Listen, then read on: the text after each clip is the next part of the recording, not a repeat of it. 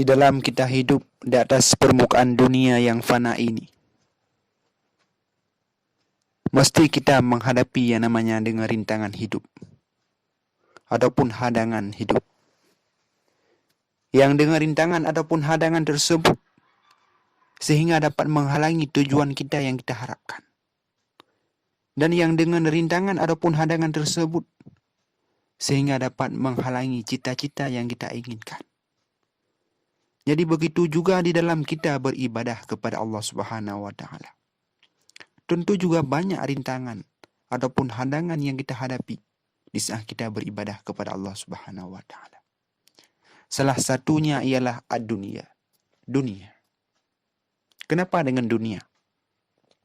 Karena dengan dunia tersebut sehingga manusia ini lalai dengan kesibukan duniawi sehingga mereka lupa kepada ukhrawi. Dan yang dengan dunia tersebut sehingga mereka lupa beribadah kepada Allah Subhanahu wa taala. Padahal tujuan Allah Subhanahu wa taala menciptakan kita di atas permukaan dunia ini hanyalah untuk beribadah kepada Allah Subhanahu wa taala. Tidak ada tujuan lain kita diciptakan oleh Allah melainkan untuk beribadah kepada Allah. Wa ma khalaqtul jinna wal insa illa liya'budun. Dan tidak saya jadikan jin dan manusia illa liya'budun, kecuali untuk beribadahlah mereka itu.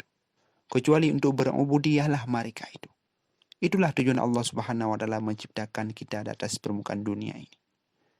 Jadi bukanlah tujuan kita hidup di atas permukaan dunia ini hanya sekedar kita mencari kesenangan duniawi, hanya sekedar kita mencari kemewahan duniawi, hanya sekedar kita mencari keenakan duniawi. Bukan itu tujuan pokok kita hidup. Akan tetapi tujuan pokok kita hidup hanyalah untuk mencari amalan, untuk mencari bekal. Yang bekal tersebut untuk kita bawa kepada alam yang kekal abadan abadin, yaitu alam akhirat. Ad-dunya mazratul lil akhirah. Dunia ini tempat kita bercocok tanam untuk akhirat. Dunia ini tempat kita cari amalan untuk akhirat. Dikarenakan perjalanan akhirat yang kita tempuh sangatlah jauh. Dikarenakan perjalanan akhirat yang kita tempuh sangatlah panjang. Wasafaru tawilun. Perjalanan akhirat ini sangat panjang. Wazadu qalilun. Sedangkan bekal yang kita bawa sangat-sangat sedikit. Wal umru qasirun. Sedangkan umur yang diberikan oleh Allah Subhanahu wa taala kepada kita sangatlah pendek. Maka pergunakanlah umur yang pendek tersebut. Maka pergunakanlah kesempatan yang sempit tersebut. Maka pergunakanlah waktu yang singkat tersebut. Dikarenakan waktu ini yang sangat penting terhadap kita manusia. Dikarenakan waktu ini yang sangat berguna terhadap kita manusia. Sehingga Allah Subhanahu wa taala bersumpah dalam Al-Quran dengan waktu. Dikarenakan waktu ini yang sangat penting terhadap kita manusia. Wal as, demi masa. Allah Subhanahu wa taala bersumpah dengan masa. Bersumpah dengan waktu. Dikarenakan waktu ini yang sangat penting terhadap kita manusia.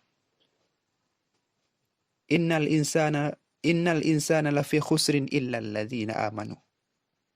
Sesungguhnya manusia ini semuanya dalam keadaan kerugian. Illa alladzina amanu, kecuali orang-orang yang beriman.